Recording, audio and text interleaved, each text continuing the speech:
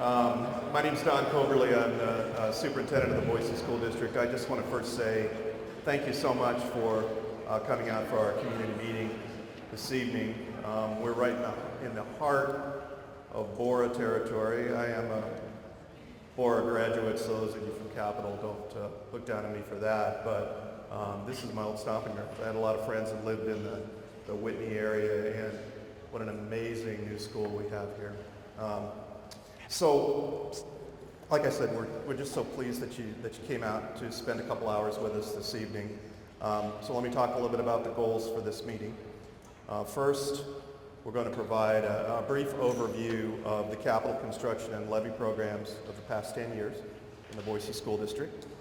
And then we're going to hear a State of the Schools report. I know that some of you have had a chance to get out online and look at a few of the documents.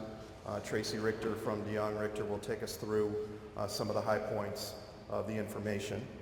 And then third, we're going to gather feedback from you, and that's the most important part about the data that are presented. And then DeYoung Richter will use the feedback as part of a presentation to the school board in late September. So that's kind of the way the process is going to work, and we're really anxious to get your feedback on what you see. So let's talk a little bit about the past decade in terms of bonds and levies. So there were actually two events. In 2006, the district ran a bond issue for $96 million. A bond issue, as opposed to a levy, takes a 2/3 vote of the community for approval. That bond passed with about 71% of the vote. That was back in 06. And then in 2012, I'll talk about that in just a minute, we ran a levy. 5-year levy, $14 million a year, $70 million total authorized by the voters. That also passed with just over 70%. And a levy requires only 50% passage, or 50% positive vote for passage. So let me just briefly review what happened with those two measures in the district. So, as I said, that bond in 2006 was $96 million. There was a lot accomplished with the money approved by the voters. So let me just take you through a little bit of that. So north of the Boise River, there were several projects. We did a major renovation at Roosevelt Elementary and also a major renovation at Lowell. And if you've been in either of those two schools since 2008, it just totally changed the appearance of those elementary schools. It was like they were just new places, and those principals could affirm that. It used to be that at Lowell you had to walk in and then go find the office, and now it's directly in front of the doors. They did major remodels with windows and all that, and the classrooms are much more inviting. So anyway, those were two of the measures. Another one was North Junior High, an architectural miracle as far as I'm concerned. We took a gym that was built in 1936. It was part of I think it was WPA project, Terry, is that right? And totally renovated the gym, but also had to extend it and retain the facade for historical purposes. And our folks just did a marvelous job on that. We now have a competition gym, and then downstairs, which was a really kind of a fascinating maze at one time, is now all beautiful classrooms and wrestling room, et cetera, et cetera. That was an amazing project. Another project was the old East Junior High was at the corner of Broadway and Warm Springs, where Donald Larson Park is now. That building was built in 1952, I believe, and we were able to work a deal where we built a new junior high out in Barber Valley. That's really a state-of-the-art facility, East Junior High. The rest of the projects, the majority of the projects, were south of the Boise River, and a bunch of them on the bench. So Bora and Capital High Schools both got major renovations, some needed flooring, staircase at Capital that really needed fixed, et cetera, et cetera. Major dollars put into both of those two projects.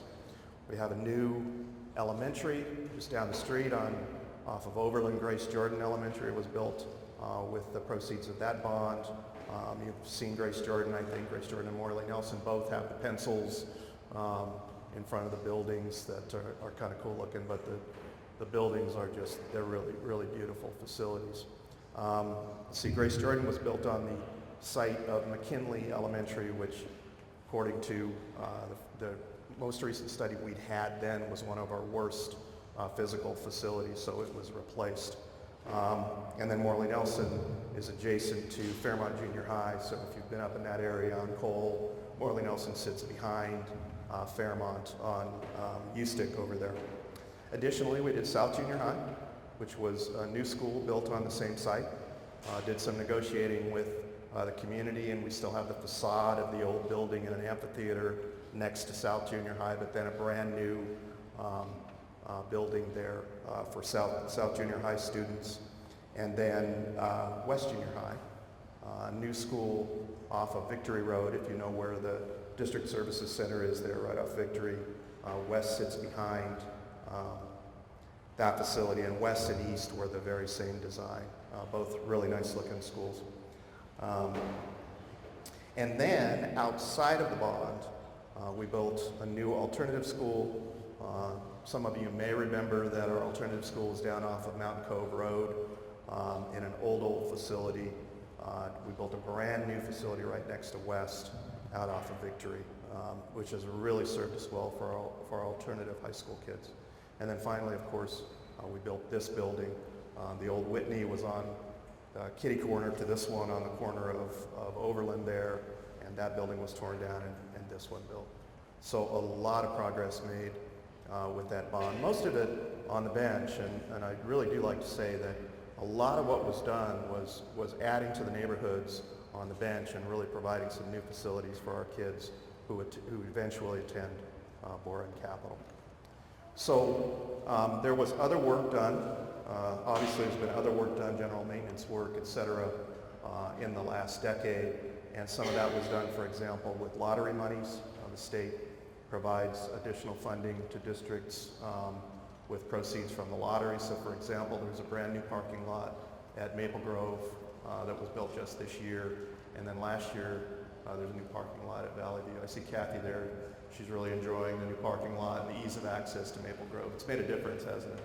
Yeah, sure has. So the second piece was the levy in 2012. And what happened was, as the recession kind of wore on and the temporary ARA funds from the federal government, which were one-time monies, ran out, we were in danger of really having to cut staff and increase class sizes. And so we went out to the voters for that 5-year levy. And again, the approval over 70% for $14 million for 5 years. We never did use the total $14 million authorization in any year. The first year that we used levy money, we used 12. And the second year, we also used 12. And then in 2014, we were able to reduce it to 6.5. And then the last 2 years, this year and the previous year, we did look at and are now $3.5 million each year. So of the $70 million approved, authorized by the voters, the district actually spent 37.5. And so it was really an example of, as the economy improved, we just used what was needed to maintain class sizes. And actually, over that period of time, class sizes have gone down on average. Now, everybody says, well, not at my school, but actually overall, we have to look at averages, and those have gone down at elementary, junior high, and senior high. So quite an accomplishment with those levy dollars as well. So that brings us to going forward, and it's an opportunity for you to hear from the company that we've worked with, Dion Richter, on this bond or on this facilities audit, which may or may not lead to a bond. But I'll tell you, Dion has worked across the country and done tremendous work for so many school districts. But I'll just say this. The reason that we called them back is because of the great work they did preceding the last bond and giving us just terrific information. Now I'll tell you, they've made some huge advances. The use of GIS technology that you'll see in some of the things that Tracy presents to you is pretty impressive and can give you an idea of how enrollment, et cetera, has changed across the district and condition of facilities, et cetera, et cetera. So Dion Richter is back with us, and we're really excited to have them. And here to speak with you this evening is the principal of Dion Richter, Tracy Richter. And you can take it from here, Tracy.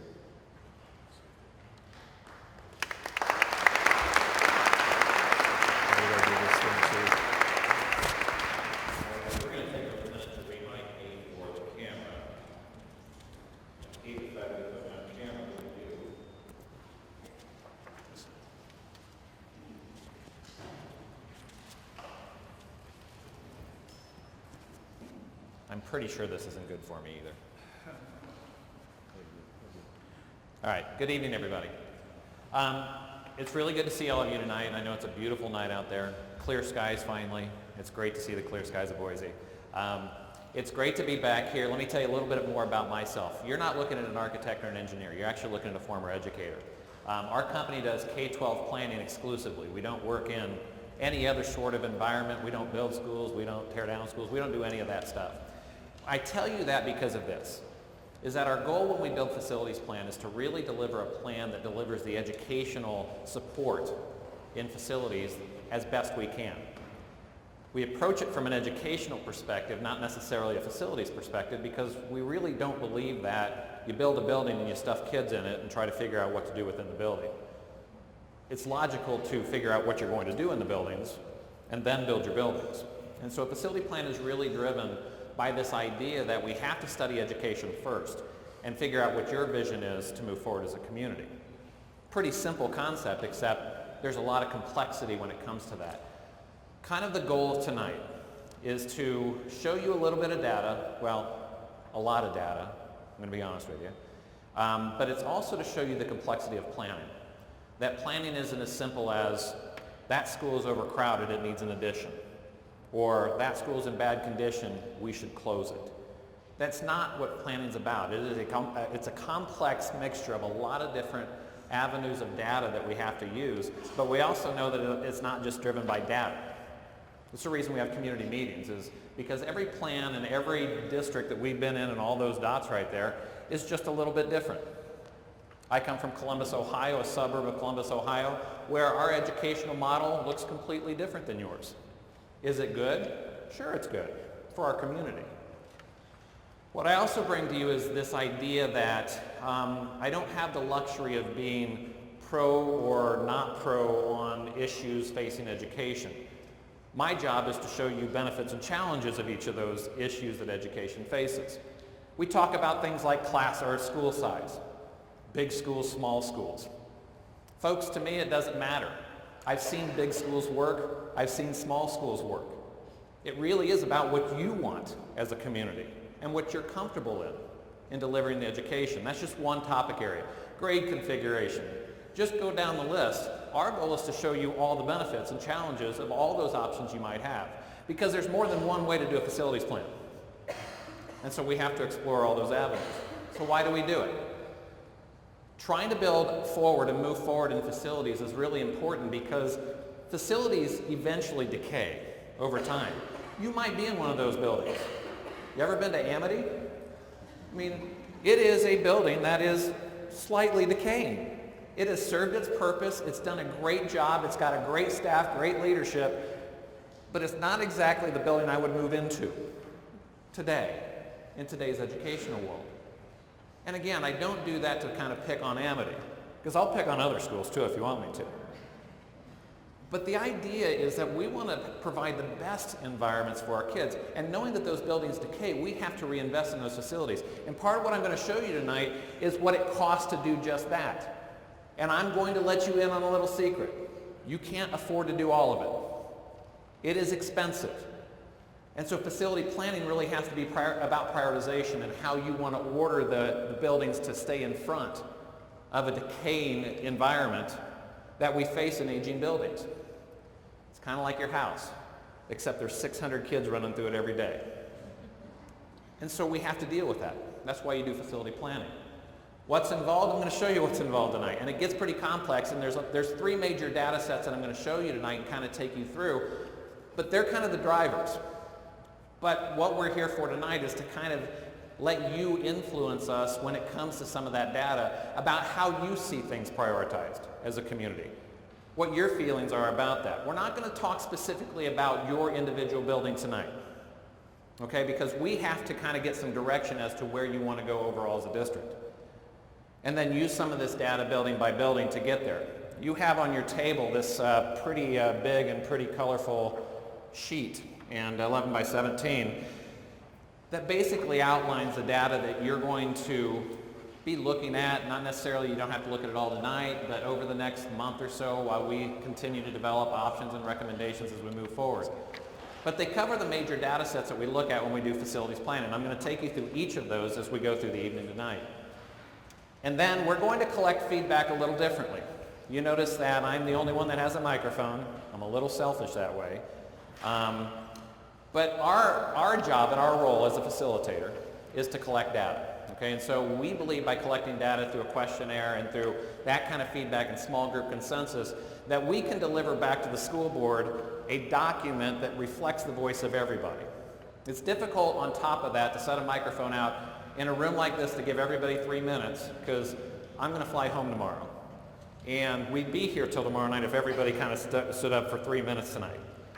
Now, if you do have questions tonight though, I'm glad to answer them. I'm glad to stay here as late as you want me to. We have people around the room, district personnel, that are going to come and answer questions to you individually. I'm afraid if we did that and people raise their hands, I'm going to give you a short, curt answer that's not going to give you the answer you really want or need to hear. I'd like to sit one-on-one with you and answer the question if you have it. Maybe you will, maybe you won't. The other thing is that when you leave tonight, we don't force you to answer the questionnaire and then go home and not think about it anymore. It will be offered online, and so if you want to go home and think about it a little more, please do. Please do that and kind of consume the information a little more. We're going to leave it open for a week and let you have an opportunity. And of course, those who didn't have the opportunity to come tonight. So let's talk about why we do a facilities plan. In a 5 to 10 year plan, we're going to look at the condition of facilities and how the demographics within those facilities will influence what we need to do in buildings. The bottom line is that buildings basically decay at about 2 or 4% its original or the valued cost of that building. Now, if you keep that in mind, you're going to see a pretty big number tonight that funding doesn't keep up with that. And so what happens is that the deficiencies in buildings and the funding make a gap get bigger and bigger and bigger, which makes sense. You can't fix everything you got, and eventually you're going to defer until that gap gets too big. So school districts across the country have to have a certain mechanism to inject a larger amount of money at certain times in order to either shrink that or just maintain that gap. And so that's why we look at facilities. On top of that, you've got changing programmatic needs. We're going to ask you tonight about what you think about career and technical education and delivery here in the fields facilities that we're in. We're going to ask you about athletic fields. We're going to ask you about fine arts and those kind of spaces. But programmatically, our buildings have to be able to keep up with education and the change in education. I taught 7th grade for 7 years, so I have no fear in talking in front of people like this. So I've done that. I've got that 7th grade behind me, and I will tell you that in 7 years of teaching middle grades education, I taught under 3 pedagogies. I taught under grade level, team teaching, and departmentalized. And 5 of those 7 years, I did it in a 650 square foot classroom with 13-foot hallways that was falling apart. So thank you teachers, administrators, parents who adapt and overcome in those facilities to try to go to an ever-evolving educational model. Our facilities have to be better. And they're going to have to adapt in time to that change that will happen. Buildings that you have out there might not be able to do it. You take a Boise High, for instance, you can't knock down walls in that building because they're all load-bearing. It was built in a time where everything was structurally sound. So a building like Boise High is never going to come down, and we know that. So you're going to have to fit within the parameters of some of your buildings that you have, and that's okay. Because that model works for maintaining and having some sustainability, about not tearing down things and starting from scratch. Facility planning isn't about new facilities all the time, and we pay attention to that. So those of you who might have been involved in this plan 10 years ago might recognize that stool. Worst piece of clip art ever, I get it, but I've been using that stool for I've been doing this 16 years. About 14 of my years I've been using that stool and I haven't changed it. Because what it stands for is this. The school facilities kind of sit at the top of that stool. There are legs that support that. And when one of those legs fail, facilities fail. Or it becomes wobbly and it becomes not comfortable. Like sitting in a restaurant that never seems to have a chair that sits level for you, or the table that you have to put 7 sugar packets underneath. We look at this the same way. The first thing you deal with is the educational framework. How you see education moving in Boise and in Boise. Not influenced by some guy from Columbus, Ohio to say this is what you should be doing in education, but how they fit your communities. What is the grade configuration? What is the school size? What are the programs you want in those facilities, and at what grade level do you want them? That's the cornerstone. The next thing you look at is demographics. And demographics are a little tricky sometimes. You're going to see some numbers out there that might not make a lot of sense to you. And that's okay, because I'm going to explain a little bit of it tonight. But the shifting demographics in time even, you have to adjust to. Demographics also become tricky because at some point somebody went out and told everybody that a boundary is a permanent line drawn in concrete that you can never change. They lied. Demographics change, populations shift, but buildings don't shift and they don't go to a different site. So eventually you have to look comprehensively at say, are we balancing our enrollment in our buildings by the way our boundaries are drawn? And I know that's a bad word to say, boundary change. But sometimes it's a necessary part of facility planning because it is a non-capital solution, a non-dollar solution to solving some of the facilities issues that you have. And although we support schools in Boise very well, and you do, there are people out there, 70% of your population doesn't have a kid in public school, and they pay taxes. So they have to have that option and alternative out there to say, hey, wait a minute, are there some non-dollar things that you can do to help solve some of this balance of utilization, overcrowding of schools, undercrowding of schools? So demographics comes into play a lot like that. Condition of facilities. We not only look at the physical condition actually is pretty easy. When a roof leaks, it's broke. Pretty easy to gauge that. But the other thing that we look at is the educational adequacy of facilities. How the building supports the educational mission within that. Do you have the right science labs? Do you have the right special education labs? Do you have the right career labs? Do you have the right, just go down the list. And within those spaces, do you have the right tools and resources to make those spaces work? And we measure that. Because that's as important as a condition sometimes, and oftentimes adds 25 or 30% of cost to a plan, believe it or not. So when you're talking about, your last one, let's say it's 100 million, just add 30 million on there just to make sure your programs keep up to today's standards. And so we measure that. And the last thing finally is that cost measure. And that cost piece, again, I'm going to show you a number tonight that's going to look really big, because it is. But don't be afraid of that number because every district across the country has that number. And it's a number that nobody can afford. And so we have to go through this process to get you there. We have to meet those program needs both short and long term. In some way, shape, or form, we've got to meet the needs of what our kids are going to. I am not a buyer in of it worked for me, it's going to work for my kids. Doesn't work that way. My daughter is far smarter than I am at 12 years old right now. She learns differently, she studies differently, the technology, the books, everything she has is so far different from when I learned that we've got to get out of that mindset. And we've got to adapt to the future generations that are out there. So the feedback tonight is we're going to go through some questionnaires. I'm going to show you those at the end. Get that feedback, work on some small group consensus, and then send you home. I've got a few things, pieces of data that I want you to go through first. We have worked with a steering committee, a local group that was invited to come, represents the whole city. We've met with them 3 times to date. One of the things we took them through is what we call Futures Conference. We introduced them to some ideas out there that influence education and what's happening in education today to see how that relates to Boise. And got a lot of great ideas because what we started to do is establish good educational facility standards for buildings, which haven't been in place. You have great design standards, but what we didn't have was educational specifications. Space types, how you describe those space types, the adjacencies of those, the size of those. We use those to measure your buildings, and this group had a huge influence on that. They kind of look at the data, they review it for us and make sure it makes sense to people. Now, the first thing I want to talk about is in data, and there's lots of data, are there three major data points we're going to look at. The first is condition, okay, and the second one is going to be utilization and educational adequacy. If you look at your big sheet, there is a column in there that says Facility Condition Index, and it will be on it says FCI, Facility Condition Index.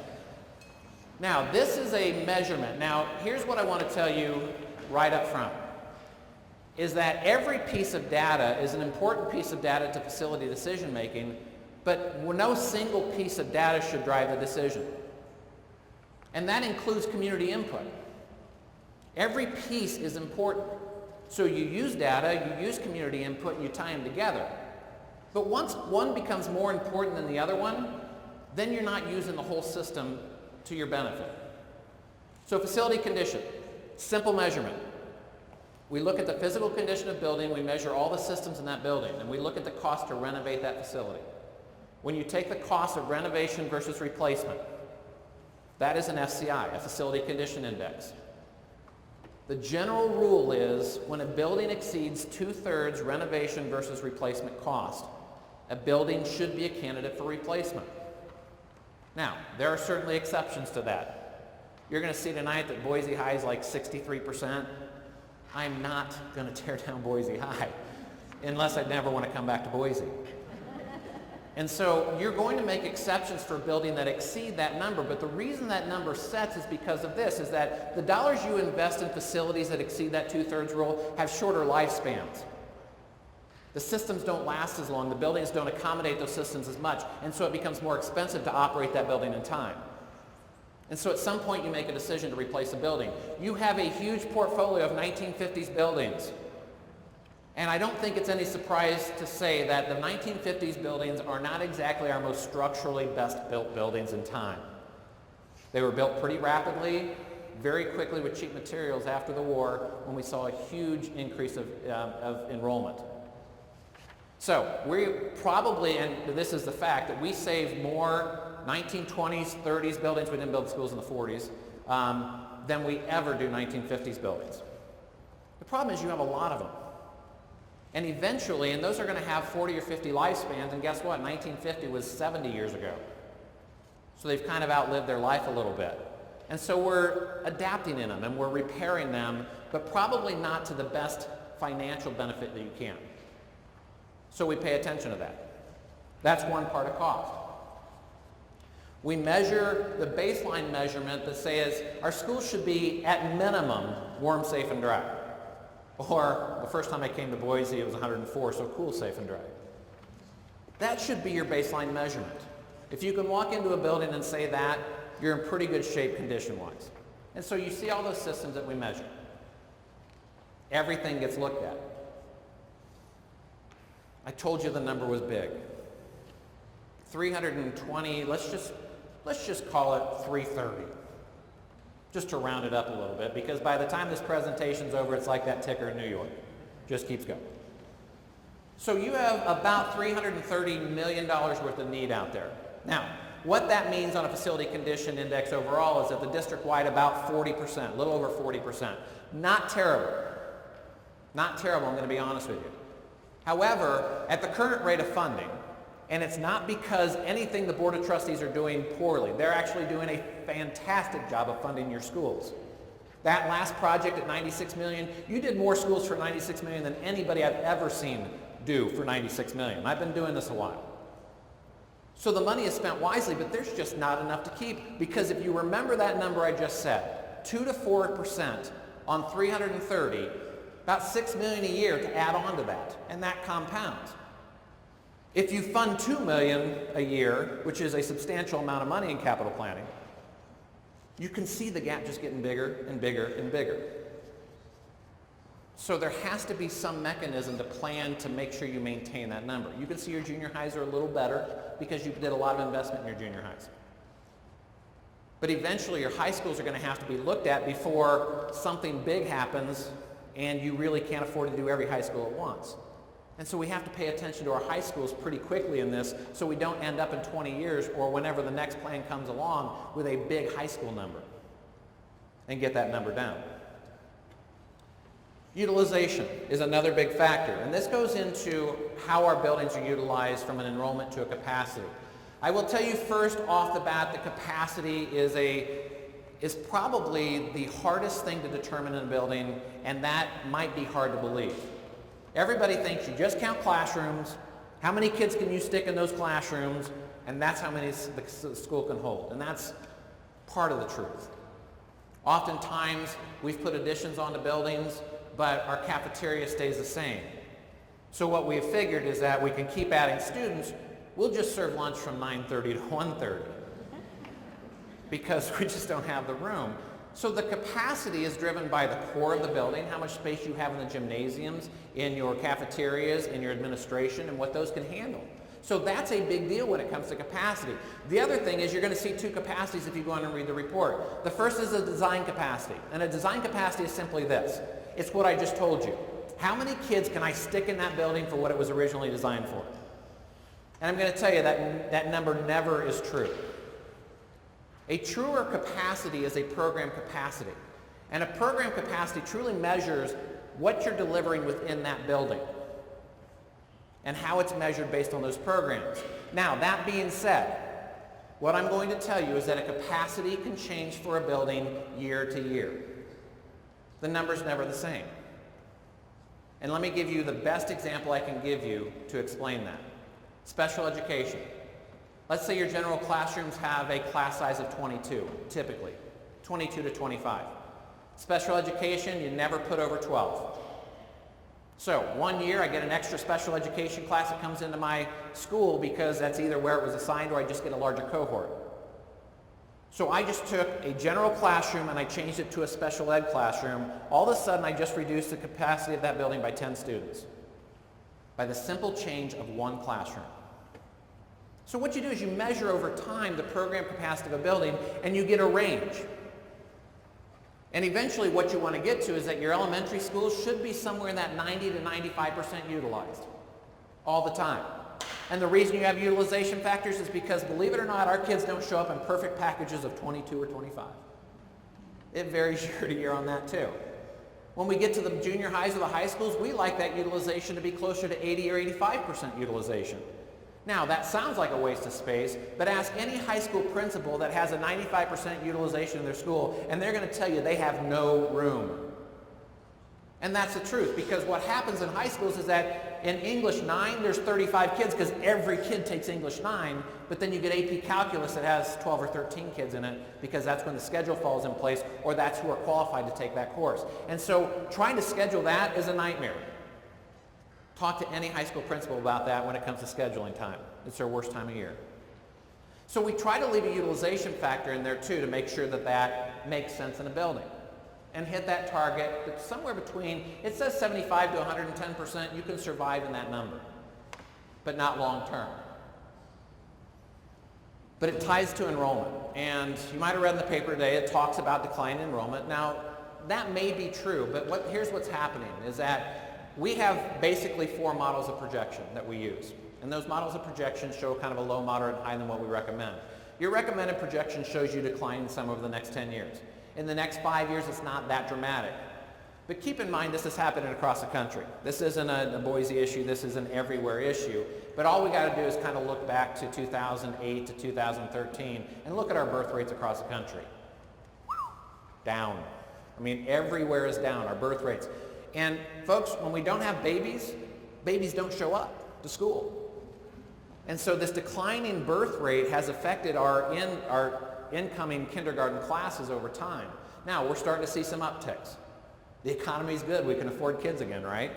So we're going to see an uptick, but you know that you're always going to have those fluctuations. Now, in 2006, we could have never projected 2008. At that time, people were moving over to Meridian because they could get 500 more square feet and 2 extra bedrooms for the same mortgage payment. That came to a screeching halt across the country. And so we stabilized an awful lot, but then in that we had birth rates decline. So add all those combinations together and guess what? You get a pretty level enrollment projection. Now there's some areas of the city that are growing, some that are declining, and you have to balance the two. Why is that important? Because it's distribution of resources and how we use those resources. There's a funny term called equity that everybody kind of likes to aspire to. But equity never can be about one-to-one. And I know that sounds bizarre, but every community, even within a district like Boise, is going to have different needs. Equity is about providing the right and appropriate resources for every student. So where they live should have the right services in those buildings to accommodate their needs. That's true equity. But no one ever said you should put 4 science classrooms in this building, and just because that had 4, you shouldn't put 4 in this other building, even though it doesn't have the same amount of enrollment, the same type of kids, anything. And so we pay attention to that because of these reasons. We need to get our resources spread out better and looking at that, and just knowing it's a moving target. So, another corny clip art, thanks. So, if this is pretty interesting, this is 2006, I'm going to take you to the current year. This is a population density map for your students. Now you can see in 2006, and what we found fascinating was the bench area and its rapid increase of enrollment very quickly. We saw a lot of young generation people coming in, affordable housing on the bench, good schools, enrollment. So over time, what's happened is you can see that there's been a little bit of growth, or if you kind of look in this area right here and here, which is Harris Ranch, nobody's surprised, Lower Highlands here, and then you can see this orange kind of just stabilizing out. And so the dynamic of the district, if I even move backwards, you can kind of see kind of those dense areas and those light areas, and you can see kind of that shift. And our facility plan has to adjust to that. So we reacted in that first plan. You saw a lot of projects on the bench to react to that enrollment. Now, we need some reinvestment, but we also see that there's more population that's starting to head into the north part, in the Highlands in particular, and who knows where Harris Ranch is going to go. And guess what? There's this really big piece of property south of town. I don't know if you've heard about it, but they're saying 2,000 rooftops. The district's already bought a piece of property, but when is that going to happen? Even if they started to permit today, we probably wouldn't see a huge impact on enrollment for 3 to 5 years. And so how do you adapt to that? And what's that going to mean when you start to get more elementary kids, more middle school, and more high school, especially trying to figure out, are you going to stay with 4 or are you going to go to 5 someday? And you need to start looking at that today because it's going to be right around the corner. And so we adapt to this. Now, the last piece is educational adequacy, and I appreciate you bearing with me on this. Educational adequacy is a measurement of how a building performs under the educational mission that you have. 2 things it is not, and this is important. The first thing it is not a measurement of the quality of education in a school. Just because a school comes in as a poorest educational adequate school does not mean there's a poor education going on in that building. Let's make that very clear. The second thing is an educational adequacy doesn't go in and measure if something works or not. It measures if it has it there. A good example is if smart boards are a requirement in a room, we go in and measure if there's a smart board in there. We don't measure if it works or not. So we kind of look at every room gets about 35 points of interest that we measure across. And we give it an educational adequacy. And it varies across the district. Now when you tie that into the condition, you can get kind of a total condition index. One thing we look at is size of classrooms. Although you can't see the names of the schools on there, and this is online too, but you can see the bars. You can see the varying size of just classrooms across the district. That's fascinating to me when you look at that. How many teachers out there teach in a 550 or 600 square foot classroom? And then when you walk into a building like this, you get 850 or 900. Those are big differences when you're trying to talk about all the different dynamics that go on in a classroom today. And so we pay attention to that. The other thing is this cafegimatorium, I can't add any more syllables to this, but this idea that you do a lot of functions in one space. What seemed like a good idea in the early part of the century about how do we better utilize space has become this kind of nuisance educationally. Now, I don't place a lot of judgment on it because some of them work. But a lot of times what's happening is that kids are eating lunch while gym class is going on, or there's something happening on the stage because that's the only space they have to do it. So how do we get around that standard? And you can see that even the size of gymnasiums or cafeterias varies dramatically across the district. And folks, that is inequitable. And so we have to start addressing those things. So, what's that all mean? In a nutshell, it comes down to this, is that when you look at the total condition index of a building, which means the condition of that building and the adequacy of that building, and you measure it on a scale from 0 to 100%, knowing the higher that number it is, the worse physical condition that building's in, and we start to look at the utilization of a facility, you start to understand that you like every school to be in really good condition and really well utilized. Pretty simple, right? If I had every building in great condition and everyone was at its optimal utilization, we would be happy and had the right programs in it. But you can see at the elementary grade level, there's about 6 schools that fit in that sweet spot right now.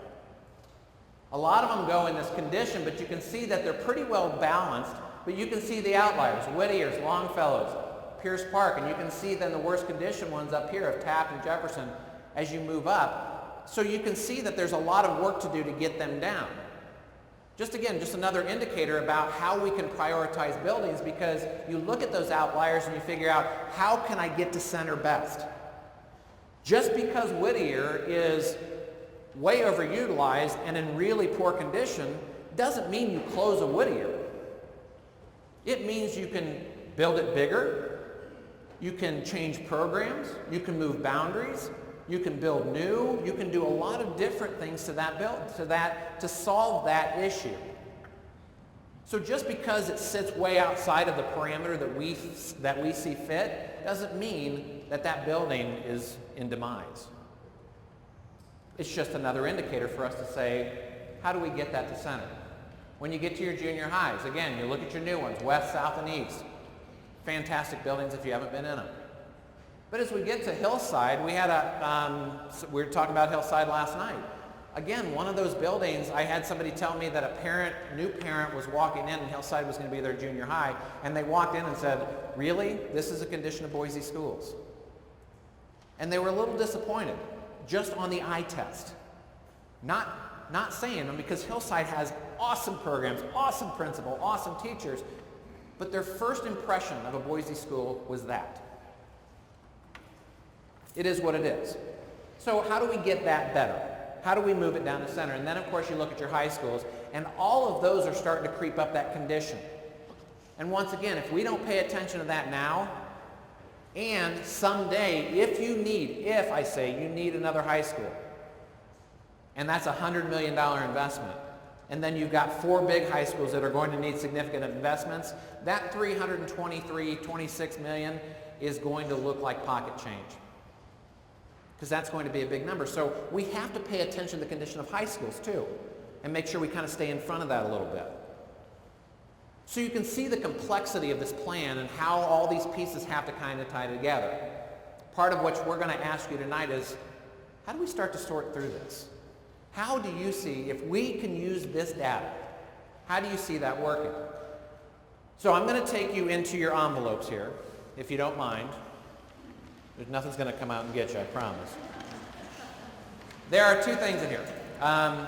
What you have is an individual questionnaire, and if I might borrow one of those just very quickly from this table, I'll take it from the bottom. You have an individual questionnaire here.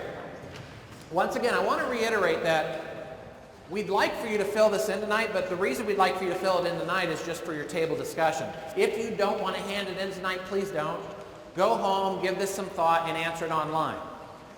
What this does is it kind of asks you in an order about, the first question really we're going to ask you is about prioritization. Of everything you heard tonight, and the condition that you deal with in your community or at your school, what are those top 5 things you would do to prioritize buildings? Would they be age? Would they be condition? Would they be adequacy? We want you to kind of mark those off for us. Then we want to know your perception. Now, just like the Hillside story I shared, perception is important. It's very important to us to see how people see their schools. And so we're going to ask you about the overall condition perception of your schools. We're going to ask you about how your schools meet the educational mission that you're trying to deliver. And again, what stands in your way of doing that? We're going to ask about, the next question asks about, at what level should you be considering renovation or replacement? What is going to be that determining factor? So once again, when we get down to 22 1950s buildings, and you can't do 22 1950s buildings, we go back to this and we say, what's the community thinking? How can we make a decision when one building can't be done and another has to be done? That's why a question like this becomes very important. And again, it asks you about renovation replacement. Then it asks you about how you handle growth. And when we say growth, we mean both growth and decline a little bit. How do you handle that at the elementary, junior high, and middle and high school level? Are you going to look at new construction?